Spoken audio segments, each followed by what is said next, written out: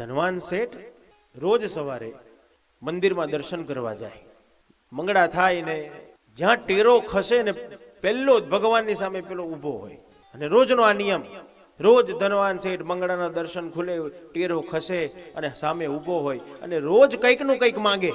ભગવાન આજે આ કામ છે, આ કરી આલજો. ભગવાન આજે આટલી જરૂર છે, આ કરી આલજો. ભગવાન આજે આટલા રૂપિયા જોઈએ, આની વ્યવસ્થા કરી આલજો.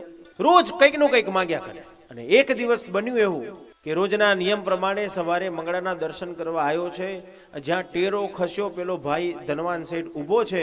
આજે એણે હાથ જોડી વંદન કરવા ગયો અને ધનવાન શેઠે જોયું તો આજે ભગવાન ઊંધા ઊભા છે. ભગવાન ઊંધા ઊભા છે. એટલે પેલો ધનવાન શેઠ કહેવા લાગ્યો, અરે ભગવાન, આપના દર્શન નહીં થાય આજે? આજે મારો દાડો બગડશે, આજે મારો દિવસ સારો નહીં જાય. રોજ તમારું મુખ જોઈને મારા દિવસની શરૂઆત કરું, આજે તમે ઊંધા ઊભા છો, તમારા મુખના દર્શન નહીં થાય, મારો દાડો હારો નહીં જાય. ભગવાન દર્શન આપો, દર્શન આપો.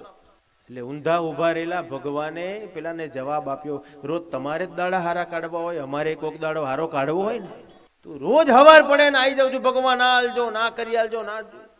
બસ ક્યારેક હૃદયનો આનંદ વ્યક્ત કરો. બસ ભગવાન તારી કૃપા અમારા બધાય ઉપર રાખજે.